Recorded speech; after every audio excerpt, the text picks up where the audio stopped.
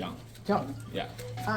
He's a realistic acrylic painter, combining the aesthetics of 17th century Baroque paintings and the composition of modern documentary photography. His works have been described as the contemporary interpretations of Vermeer and Hopper. His work has been widely exhibited in museums and galleries such as the Morris Graves Museum of Art, Crocker Museum, the Lansu Chinese Gardens downtown. And as an art educator, Wayne specializes in teaching acrylic in person and online. His experience working with acrylic in 15 years teaching the medium. His students are artists with diverse skill levels, from someone who has never painted to professional artists who want to refine their acrylic technique or learn a new medium. Wayne's deep interest in art history is incorporated in both his paintings and his teaching. Yeah. And thank you for Thank coming. you. Oh, he's got a wonderful studio. Well, I want to thank Rita for bringing me here. We met to our mutual friend Penny, Yeah. and we have dim sum together. Right. Oh, that was dim sum. Yeah. So hopefully I haven't scared you off with Chinese food. Oh, no. She went to like advanced Chinese food like that. Did you try the chicken feet? No. No, you didn't. You looked at it. Okay. But anyway, so thank you. You're Thank you. welcome. And thank you, Marie. Thank you. Okay. All right. So as Rita mentioned, I'm an acrylic painter. The usual reaction that I get from my acrylic painting is, I think you said it, right? Somebody said it looks like Oil. Yeah. Yeah. So so you can make. So the reason I love painting this way is that I paint in layers. So and I'm going to show you one of my painting technique, layering technique. I call this my transparent layering technique, AKA the Max Parrish technique. Even though Max Parrish, for those who know Max Parrish, he's an oil painter, but I'm using a similar layering technique that he did. The Max Parrish layering technique in oil is rarely duplicated because it's painted with many layers. And with oil, you would his technique predicates on letting the previous layer dry and painting on top, which in the case of the Max Parrish technique, people don't replicate it because you would have to work on like 5 painting at once because oil takes longer to dry. So my technique really takes advantage of the fact that acrylic dries fast. So I know many folks, especially the folks from the oil world, when they change to acrylic, the number one complaint is yes, thank you. And what I do is turn that supposed deficit into advantage. At the end of my demo and the questionnaire, I'm going to hand out this thing, just give you some steps of cover my techniques. And in the back, I have some tips how to transition from watercolor to acrylic and oil to acrylic. So I didn't know that there are many people here, so I only got 13 copies.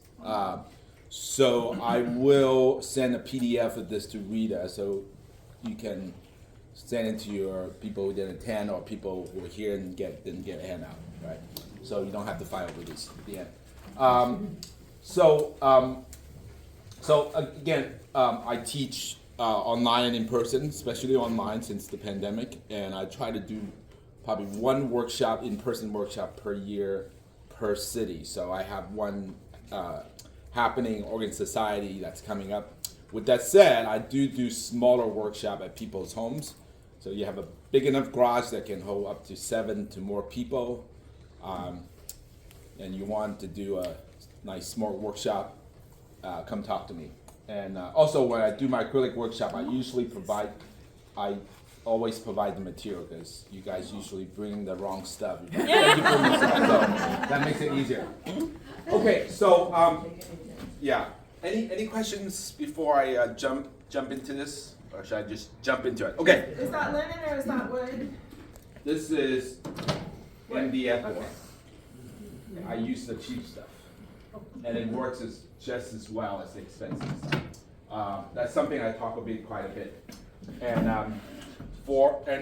and that's kind of tip number one for you folks going from a watercolor to acrylic. You don't need to paint on canvas. You can paint acrylic on paper. In fact, one of the best things you can do is if you go to, because that's one of the hardest things for watercolor folks going to acrylic is the fact that canvas does not absorb liquid as fast as water. So you guys always use too much water when you paint acrylic. So just keep that in mind. Okay, so obviously it's a 45-minute demo, so I don't have all the time. I can't do a painting from the beginning to the end. So what I did here, I sort of just I did 2 layers of underpainting with ultramarine blue, all the blues in there, and brown umber dark. So that's that. So, and I painted very thin, very much like what you would do on watercolor. And then I put a very thin layers of gloss medium on top to protect the surface. So at this point, I got a good base of an undertone here. Then I can glaze in the color. And so what this glazing technique does is that it covers up, just like watercolor, it covers up a little bit what's underneath. So it doesn't cover the whole thing, right? Like Alla Prima does. So you get these really nice subtle in-between colors in between. So let me. Did you mix medium with the paint? Mostly water at this point. I will mix it with a little bit of gloss medium later. So I'm gonna build it up. Now, so what that means is that you're not gonna get the color exactly as you want it at first. It's gonna slowly appear. So to use a cooking metaphor, this is not stir fry. This is like slow cooking, right? Right? This is baking, right? So, and you do need to let it dry before you put the other layer on. And that leads to one of the other facts about painting acrylic versus painting painting other mediums. That acrylic does really well with layering because it dries so fast. So you can do lots of layering in one day, whereas you can't quite do that in oil. And then the other nice thing with acrylic is that you can do infinite, if you know how, you can do infinite amount of layers where there's a limited. Wayne, Yeah. could I get you to move that way? Yeah, Thank you. Thank you. So I always have a little paper towel on the other hand. If I have a little too much, I can just wipe off a little bit of it, which makes it nice and subtle. So I'm gonna mix a green with my cat yellow and my ultramarine blue here. So again, it really helps to have a very nice underpainting come through with the values, right? You guys, some of you guys been painting for a while, you know the mantra, right? About color and value. Which one? Something, well, extra credit if you know. It goes up something like, If you get the values right, you don't have to get the color right. exactly. Well, also, value does all the work, color gets all the credit, right? Yeah. Well, I wouldn't say totally, but often color gets all the credit, that's for sure. So you can see, it wasn't green, but the other thing that is really nice about, kind of confusing and wonderful about acrylic is that some color, in watercolor, all your paints are transparent, right? Most, except white, obviously. With acrylic, some paints are more opaque and some are more transparent. So I'm using a lot of these transparent colors to do the glazing. So for example, I wouldn't use white at this point because especially titanium white is very opaque. So if I paint titanium white on it, it's going to kind of kill the delicacy, right? It's kind of like when you're cooking chicken, if you turn up the heat too high, what does happen to the chicken? It gets too dry, right? So there's a little bit of that in acrylic painting. If you put too much opaque paint on, you know, I forgot one thing. I wonder it's possible to get a hair dryer in here. Is there? Anybody got a hair dryer in their car? No. Sorry. Oh, some of us do have them, but usually for art class.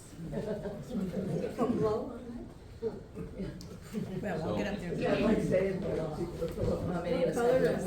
wonder if there'd be one in the bathroom. Okay.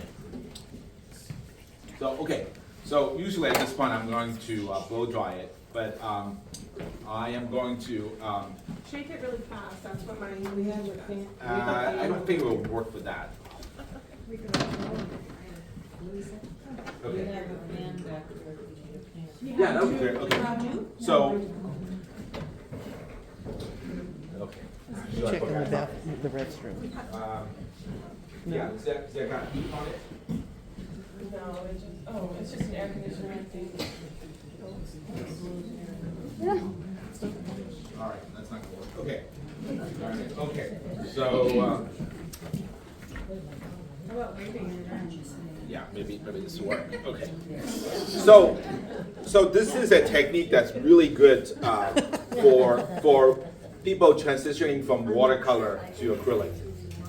Because most of the time when you paint watercolor, you are asked to when you go painting acrylic, you're automatically asked to paint in the what they call alla prima technique, which is very opaque, and that's one of the hardest thing from watercolor folks transitioning to acrylic is go from painting transparent and then going totally opaque. So this is kind of somewhere in between. So I'm gonna do. It's no big deal. I'm gonna just adjust my style. I'm gonna put a very thin layer of gloss medium on top. Why do you use gloss? Very good question. The gloss medium help preserve the luminosity of the layer in between. And also it separates one layer of paint from the other. So what that does, I'll just let it dry. So what it does is kind of protects the layer underneath it. And protects the layer underneath it. So when you glaze like this a lot, if you don't like it, you can just wipe it off without affecting what's underneath as much.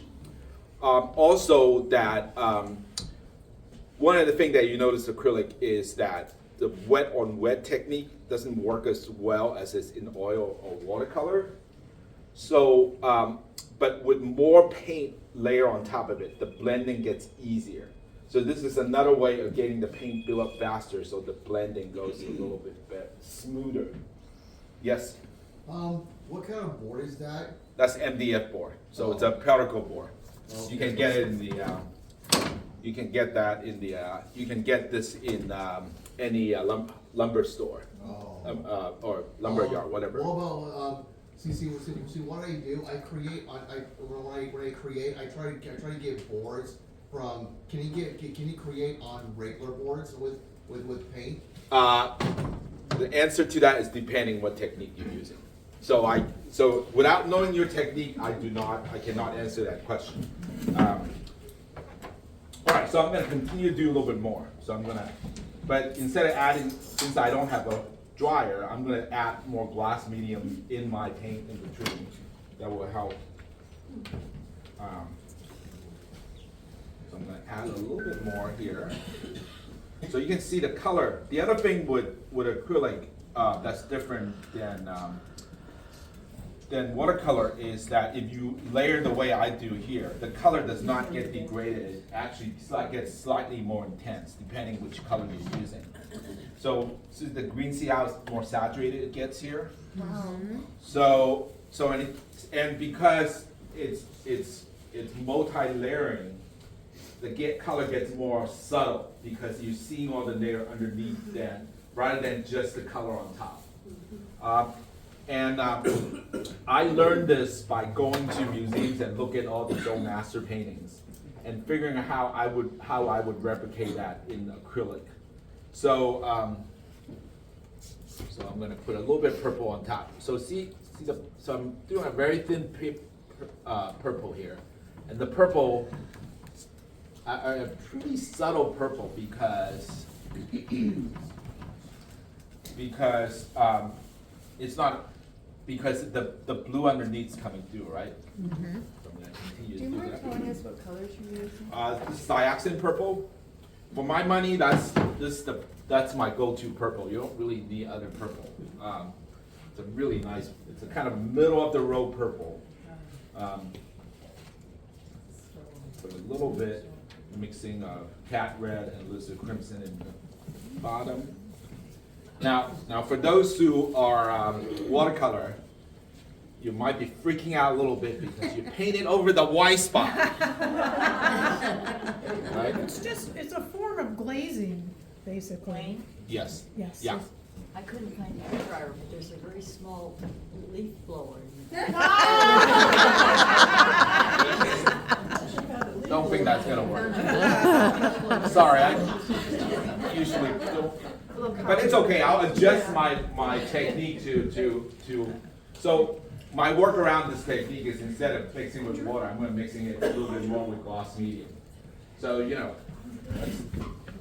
so it's, and then I can talk to you guys a little more between the demo to let it dry a little bit. So I'm gonna put a little bit yellow to get that kind of soft, hazy sunset thing going here. So instead of mixing a color, oh, that's too much. And so like, that's too much, right? In watercolor, this would be disaster, but in acrylic, you can just wipe it off. Yeah. Very nice. Very nice. Okay. So, so I'm gonna let this dry a little bit. So I've done this painting in that technique, this painting here. Show it to the camera. So for comparison, this little study that I did is using the impressionistic alla prima technique. So you can see, I'm gonna bring this to the camera. You can see the difference between you can see all the layering within the transparent technique versus the opaqueness of the alla prima technique. The other thing that together. the other thing I like about the transparent technique, because you're painting thinner, it's easier to do finer details because you have literally less paint on your brush. And I also say it's more paint because you're painting more thin. So yeah, do come in and really look at the other thing that's great about this technique is it gets these really wonderful textures with it when you're layering it transparently. So for landscape, like textures like this, it's really a really good method. I'll talk a little bit how I did this painting, this style here, which is I call my Dutch master layering technique. So I'm going to do a little bit more. I'm going to do a little bit more purple on top. So like on this orange over here, Yeah. when you're done, maybe you're gonna tell us when we Yeah, get go further. But I do see some beautiful brush strokes there. Did you come in with some opaque or paint at the end? to be more Yeah, filtery? that's the more opaque, yeah, Okay. good eye. Oops, that's fine, the painting was tough. Okay, so I'm gonna continue to layer it. Now, obviously, you can layer as many layers as you like. So it gets slow, so you can see that in each layer, I'm getting like 7 to 8% darker. Right? So if you have the patience to just layer over time, you get a more, right, slow cooking, a beef stew, right? All the flavor of the carrot melts into the beef and the potato and vice versa, right? So that's how you get these subtle colors here. So for example, in this painting here, you see this slightly green tinge right here? I'm trying to do camera right here. The yellow here was the same yellow as like that. So by glazing a little bit of green on top, I made it much more subtle. So rather than painting the whole thing in that subtle greenish yellow, I just glazed it on top. So it does take a little bit of practice, but it in some ways way more efficient than actually painting it that way. So How often do you put a layer of the medium on? When I know that the more I put on, the color's gonna degrade. So obviously, I'm not doing it much in this in here because I don't have the hair dryer. But I probably did about 3 or 4 layers at this point, right? Yeah. So, what you're saying by like degrading, I think I will just give like a quick example. I'll put down some raw umber real thin with water. Mm-hmm. I'll let that raw umber completely dry, and then I go to put another color on, and if I do like a couple brush strokes, sometimes that raw umber will lift right off. It's made out of dirt, it's water soluble, it'll pull right off. But with what he's just shared, it would solve my problem. That gloss medium over that thin layer of raw umber, you're not gonna get through that gloss. So the reason it lived is because it was not totally dry. Okay. Right? Especially with oil. If it's not totally dry, you can lift it. So this is why I like acrylic, because it dries fast. You can layer on top of it, right? You don't have to wait for it to dry. Yeah. And then the other stuff you said is totally true. Okay, so I'm gonna make that little sunset-y color in the forest by just glazing a little bit of alizarin crimson, a little bit yellow. Just get that kind of glowy sunset color, right? So you're literally, it kind of replicates the what's in the physical world, right? You got something dark, something green, and then you got the pink stuff on top of it, right? So literally, right? So the other thing that food metaphor I like to tell you, this technique is sort of like that Greek dessert, baklava. Honey? Oh, sorry. How do you say it? Baklava. Okay. So what is the ingredient in between? It's usually phyllo dough mixed with homemade honeys, walnuts, sometimes Right. people put pistachios. Right.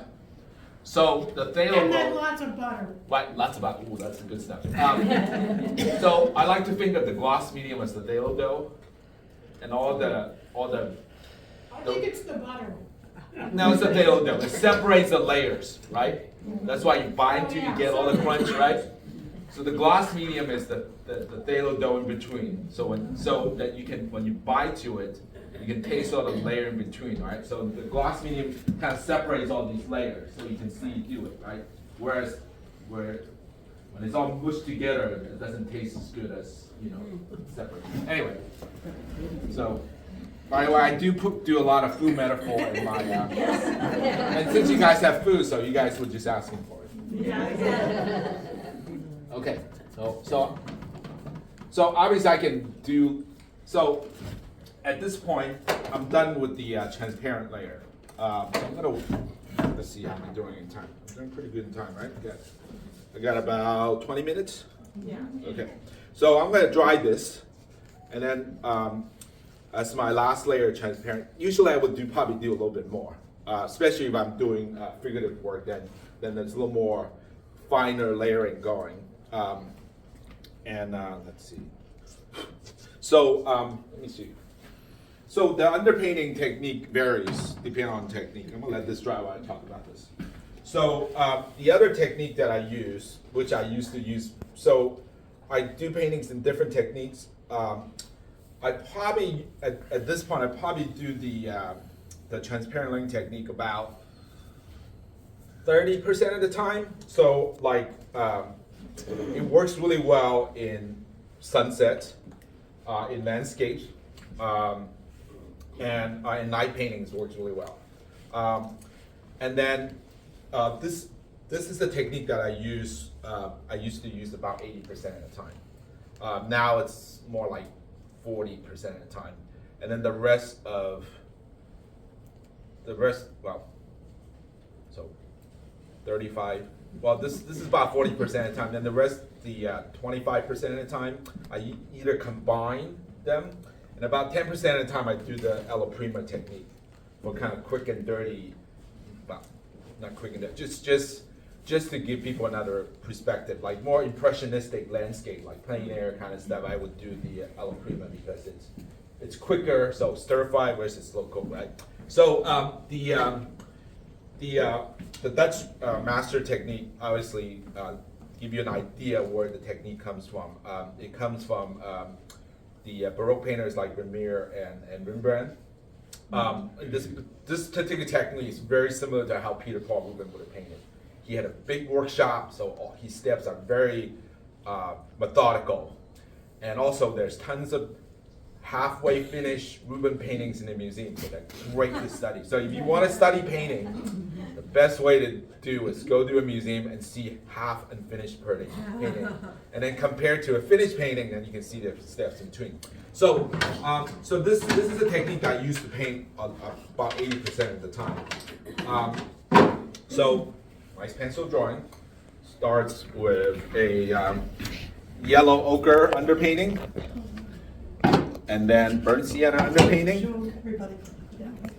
Okay, burnt umber underpainting, and then I layer. So the first couple layer looks a little bit kind of browned, kind of like if you have a photo that you took from a color photo you took in the 70s, kind of faded. That's kind of what it looks like. And then I build lots of layer on top. So the other thing that I forgot your name. Oh, the last one. Okay.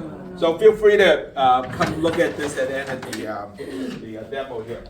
So what's your name? Sarah. Sarah. So Sarah was correct about with this painting technique. And the next time you go to like the Portland Museum, that's something fun for you guys to work at. So what they do is they contrast the opaque versus the transparent. The other, so if you look at this painting here, I'm gonna put on the camera and then I'll show it to you. The background is very transparent. And then the focal point are much more opaque. So it's that contrast between the transparent and opaque that creates the texture contrast that describes the physical texture of the object. Or in layman term, it looks like it's coming alive. So, so Sarah was totally correct. Some part is painted transparent and some part is painted opaque. So it's like contrast, right? We have really good bread here in the Portland area. Like when you taste a really good sourdough, crunchy on the outside, soft on the inside, right? Right. No offense to white bread. It's soft on the outside and soft inside. So it doesn't have that contrast, right? So it's that contrast that makes the painting come alive. And that's something you can get from a digital artwork, right? So by studying, acrylic is fantastic for that kind of technique because it dries so fast. You build it up, right? It's like using a food metaphor. You're not cooking on a stove, you're cooking with an Instapot, right? Because it dries so fast. So that's what I'm gonna do at this point. So at this point, I'm painting pretty much just transparent, right? So now I'm gonna use the semi-opaque. So I'm gonna mix a little bit of white to it. So to make it much more opaque, so I can contrast it. So I'm gonna leave the dark area, the super dark area, pretty transparent. I'm only gonna put some semi-opaque on the highlight area. All right. So a couple of texture difference. So with the transparent, it's easier to create texture, and because all the brushstrokes and such. With the semi-opaque, you can blend it a little smoother. Now you don't want to put the opaque on top of it, right? Just like that thing about cooking chicken. Turn the heat up too high, gets too dry. So some part of it needs to be, many part of it needs to remain transparent. How much it remain transparent with opaque is depending what you're painting and what your techniques are, right? That's where you take my class. Or take my class over and over again.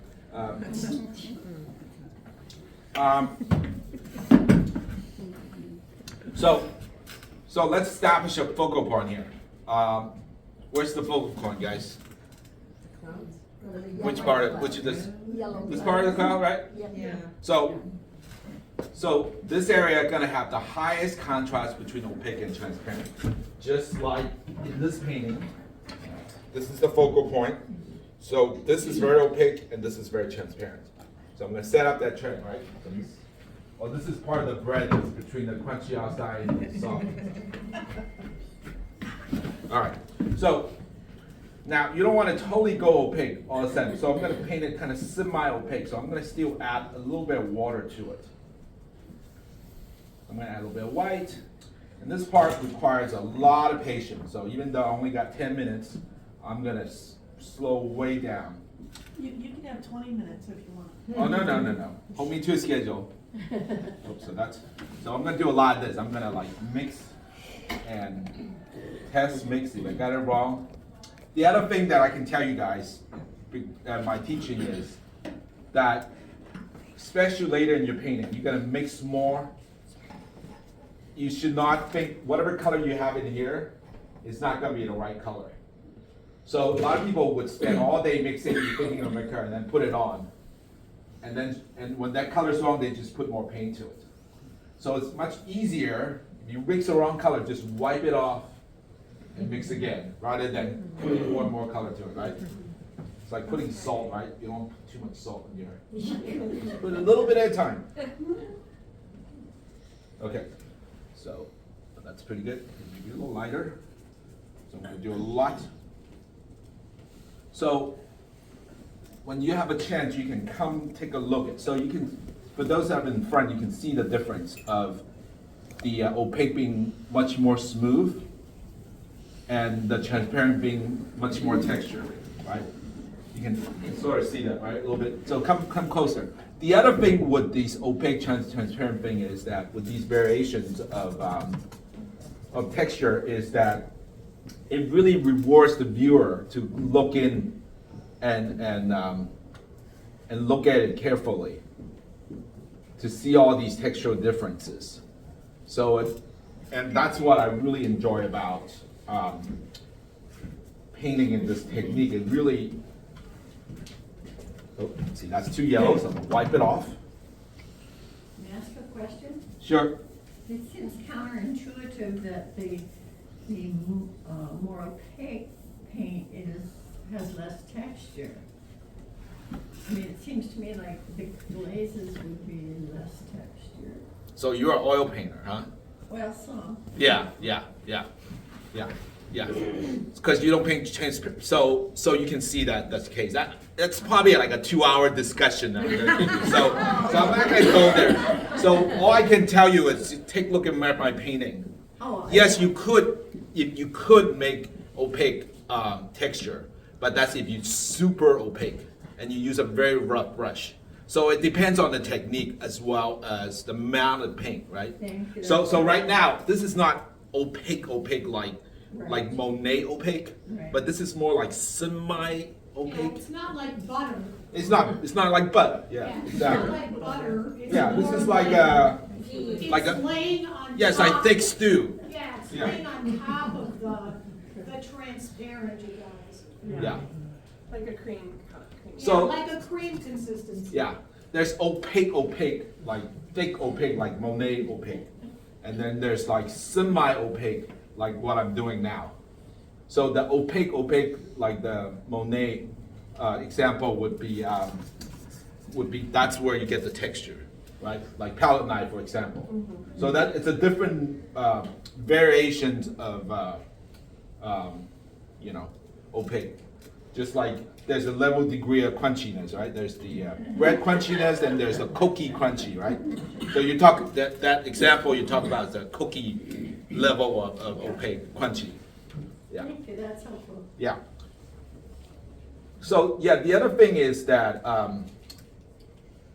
to become a better painter is not just painting, but it's also understand the language of art and seeing what the purpose of color and laying technique involves. So I'll give you an example.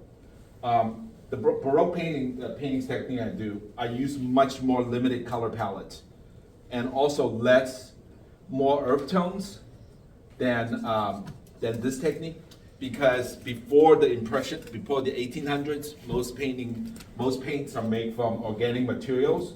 So certain paints are very expensive, like blue, yellow, and red, right? So what is not expensive? Earth tones. It's basically pigment made from earth. So I'm going to build this up a little bit. So see how I don't get exactly how I wanted it build up over time?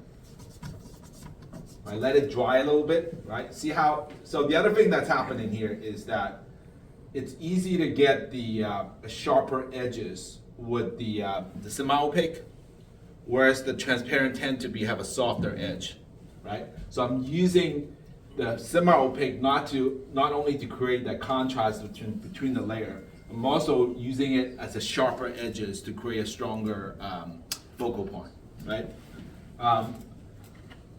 So let's see, how am I doing time? All right, I got 9 minutes, countdown here. So down here, I'm gonna add a little bit of blue. So this opaque is like garnish on top, right? Just, a pizza topping, right? Obviously, the most important part of a pizza is the pizza dough, right? Yes. And there's such thing as you have too much topping, right? So that's kind of how I see the semi-opaque. You could put too much opaque on that you ruin the delicate, semi-transparent stuff. So I'm using it really just to define the edges, clean up things a little bit, right? Like 2 anchovies good on a slice of pizza, but 5 anchovies might be a little much, right? So, okay. Sorry, I'm on. See, you guys, it's for you guys serving food, so I hope you know. Are you a cook? No, well, I cook a little bit. My wife's the better cook. Lucky for me. So I'm going to use the semi-opaque here to define the, just do a little bit of refining.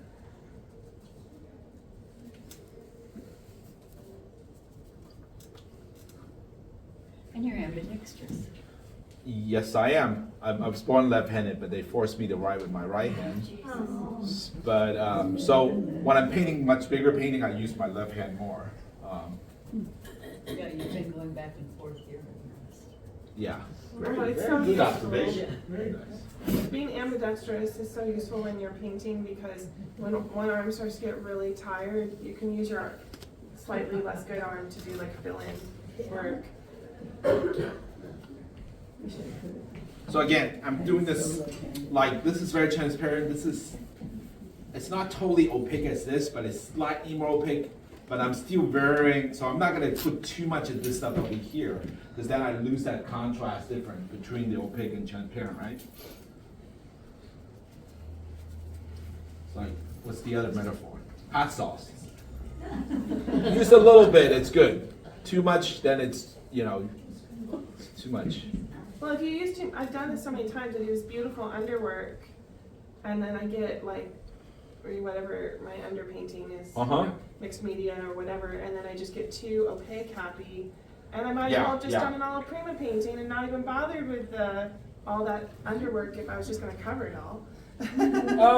With acrylic, you can never really cover the underpainting because the transparent nature of the. So yes, you can definitely do that, but with acrylic, that's one frustration with a lot of opaque painter from the Alla Prima work going to acrylic, is that oil is much more opaque. Yeah. So they think the color is not as vibrant because the transparent nature of some acrylic paint. So understand it's very important, what's transparent, what's opaque. And you can vary it to a certain degree. Okay, so let's see. But that's adding so much more depth. Yeah, I think you hit the hammer on the nail there. It's the level of depth that you can get with this technique that I really like. And I'm just gonna do some really subtle sharpening of the edges with the down here. Let's see, maybe I'm gonna just do a little bit, just exaggerate, so you can really see the difference. I'm gonna just add a little bit more opaque paint. Oh, again, that's not right. So the other thing that I teach is besides acrylic, is I teach workshops on color. And teach you how to think about color in a more logical way. A lot of folks paint color based on the color they like. What I do is I paint the color based on what the subject matter needs, rather than what my personal preference is. And think of color a little more logically. And so that involves the dreaded color theory that people and you guys all buy those nice wheels in there, right? And I'll give you a little secret on the color theory. You don't have to follow color theory exactly. You can vary it a little bit, and I'll show you some example. And then also in different painting styles, there's different way of using color. So I mentioned about the Baroque painters, because paints at that time were made from organic materials, and earth tones are less expensive. They tend to use a lot of earth tones, and they would only put the more expensive color like ultramarine blue, cat yellow, the yellows, at the very end. So that's how that technique was developed, right? So if you want to have an old master look, you would try to use as much earth tone as possible at first, and then you use the more saturated color later, right? Whereas if you're doing impressionistic painting, when the impressionists came over, that's when they discover how to create, somewhere around the mid-1800s, it's when they figure out how to create color from chemicals, right? So it's not that one day that Monet woke up and say, I'm gonna make really bright saturated color. It's because the thing is, colors are cheap, so they get to use more of it, right? So sometimes understanding the historical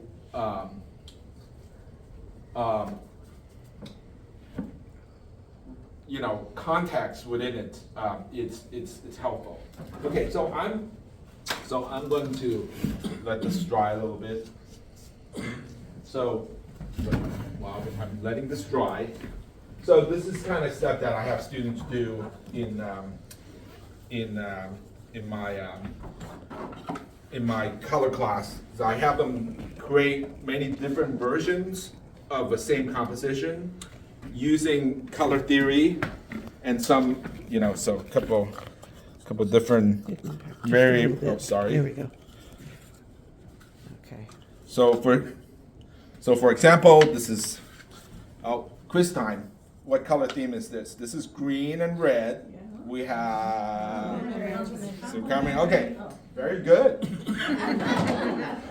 We have red, purple, and kind of a blue purple. Analogous. So this is kind of actually the extended analogous. Yeah. Right. So there's some yellow there. Does not mean if you're using an analogous theme, does not mean you're forbidden to go outside the other color, right? It's just that the other colors need to be less saturated and use much in a smaller capacity, right? So you could put green here, but the green just need to be way more subtle, right? So that's another mistake that a lot of people do, is they don't have a dominant color in a painting. So they essentially fighting each other, right? So like, so dominant color, think of it as like the main actor in a movie. When you go to see a movie in the billboard, you only get one person on the top, right? Like, what's a good example? Whatever happened to Baby Jane? Who's on the top? Betty Davis. Exactly. So you can't, right? So, all right. So I'm gonna put a layer of gloss medium on this, and I'm gonna do a little bit of final color glazing to soften up things a little bit here. Then I'll answer your questions. So Are the dominant colors in that the warm colors, or what would you say? What do you think? Well, I wasn't sure, that's why I sort of panicked, I thought, oh, I don't know. Yeah. Blue and green. So helping folks to think about color more logically rather than doing it just by instinct. It will also help you push your color possibility a little bit more. So you don't paint the same color over and over again. And that tends to be what happens in a lot of folks. They like a certain color palette, they know it works, they use it over and over again. So if you can think about color a little more logically, you can push your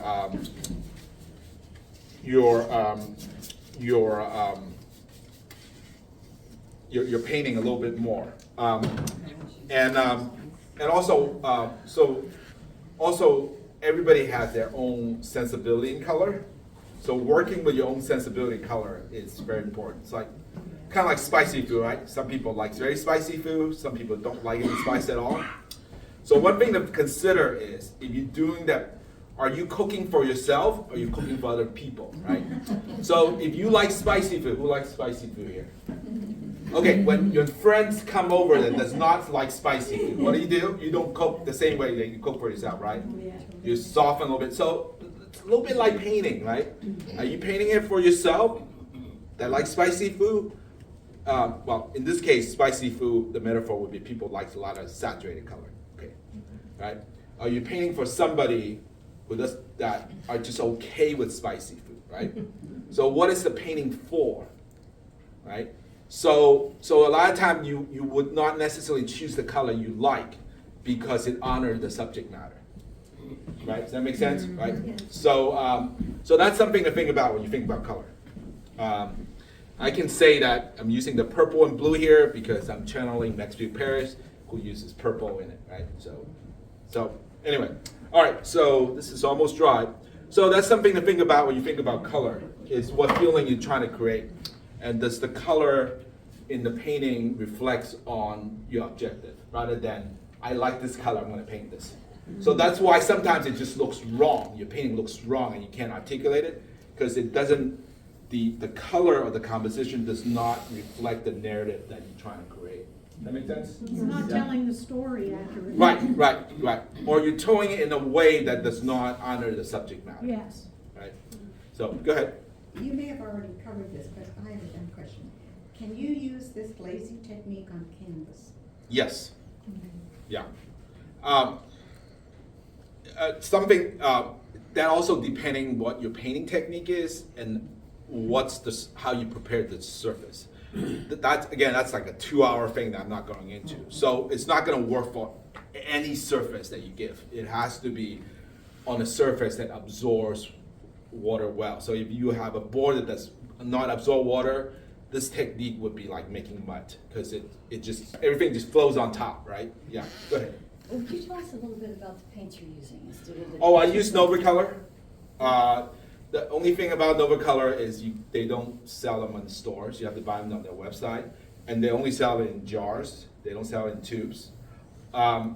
So I just put them in ketchup bottles. But if you're painting acrylic for the first time, I highly recommend.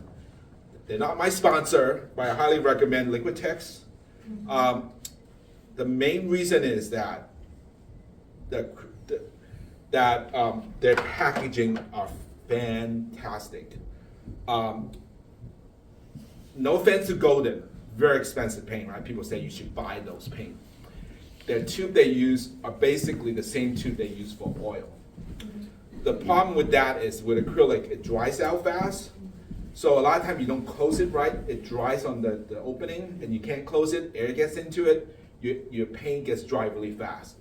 What I love about Liquitex, they only make acrylic and they figure out how to keep acrylic, the packaging really keeps the paint wet much longer, especially the soft body. In fact, this the paint I have in here is Nova Color, but I use the Liquitex bottle for it. So they really figure out how to. I have tubes that I have for more than 12 years and it's still good inside. Where with So you want to look for a packaging that closes good. That's seems like a simple thing, but it's really important.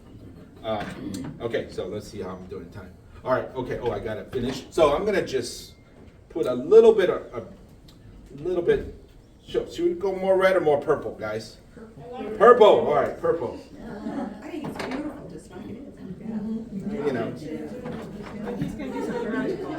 Where is this location? this is near the Selwood Bridge, facing the west side. So I'm gonna put this. So anyway, when you do glaze, always have a paper towel right next to it in case you do a little too much. So I'll do a little more purple in here. So see how it just changed the color slightly more subtly. I'm gonna put a little more purple in the bottom.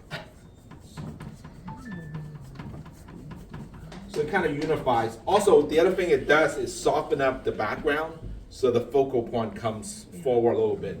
So that's a really good way to unify your color. And obviously you don't want to put too much, the blue, maybe I'll just put a little bit here. So I'm going to put the focal point here, so I'm going to put a little bit on the right to soften up this area. Now if I have more time, I'm going to smooth this area out with the semi-opaque, but anyway. All right, so I think I'm done for the demo. I'll probably work on it a little bit more, but you get an idea what this technique's about. Yeah, go ahead. So you talked about removing a layer if you didn't like it. How do you do that? Do you just scrub it? There's many ways to do it. You can even use a sandpaper to get some of the whites back. Do you still have the under? Yeah. You have to do it very delicately. You don't go. You don't like grind it like a grinder. Yeah. So that's yeah. Any other questions? Go ahead. Do you usually draw from your mind, or do you? I usually use reference. Yeah. I mean, obviously you change the composition and stuff, but I like to work on an actual real thing. Yeah. And usually, most of the time, at least 95%, I use my own reference because I know what the place. So, because a lot of time when you work from a photo reference that you got off the web or whatever, you have no context of what the time of day it was, or details that you don't know. So, and if I don't know a certain details, I usually find other reference so I can see what the missing pieces are. Like if I'm not sure if I need to do a more detailed version of the forest, and I don't just rely on this reference, I find other reference to help me define it. The sunsets have been just outrageous the last couple of days. I don't know Yeah. if people noticed from here, but from Milwaukee, I live in Milwaukee. Yeah, isn't it? Behind, I mean, the western sky is just absolute. I either go in my car and drive up Yeah. there near Rose Villa. I mean, it was incredible sunsets. Yeah. I mean, I've never seen anything So there's a different. So one of the reasons people enjoy landscape is landscape indicates what the weather prediction is like. So if you know what, and if you study John Constable, the English landscape painter, Oh, yeah. he would paint. The more you know about the physical world, the better your painting is. Like a lot of his painting, they would talk about how this kind of cloud means a certain weather patterns coming. So a lot of times to be a better painter, you want to observe the natural world and have, so say, the reason the sunset is so good because it's gonna rain tomorrow, right? Or because it's, whatever. So also you'd be painting a tree, rather than just painting a tree, is this a duck fir or cedar? Right, rather than just painting an icon of a tree or an idea of a tree, you're painting a specific tree. So the observation part of being so to be a better painter, it's not just about painting, it's about your knowledge of the subject matter as well. Well, I noticed the sunset, like, I don't know if it was last night or the night before, Uh-huh. but it was so vivid red. Yeah. And I thought of fire, Yeah. I mean, it was just absolutely red. I've Right, never right. seen anything or listened So to so that's where the color comes in, right? Is it red enough that it means it's gonna have a cold weather later or storm later? Is it so red that it's a fire? right? So if you like red, don't overuse red because red at a certain saturation point becomes fire, right? Right? So that's something to consider. What does it mean rather than, oh, I like the red, right? What purpose is it? What they call in design, form follows function, right? Yeah, I think I'm gonna answer her question, raising her hand. I have a finished gloss. Can I use that liquid, or is it a gloss medium? What kind of gloss? Is it gloss gel, gloss medium? Well, yeah, but it's for a finish, but it's liquid.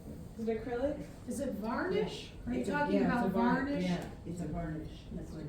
Yeah, I would have to see what you have because I'm not exact. It's a varnish, so you wouldn't mix that with it. You could use the mix of you could use the varnish with the color. In fact, I just did. It helps the glaze to be less runny. Okay. Yeah, but don't confuse that with gel, because that's for building up texture. So you know, make sure you don't use gloss gel, but gloss medium. Yeah, Gloss medium. yeah, yeah. I'm curious about that paper you have flat on the table, is that a? Oh, that's just photo? my rep. Yeah, that's the photo I took. That's the photo you Yeah, took, yeah, okay. yeah. Other questions? So, okay, so again, tons of postcard here for you to take.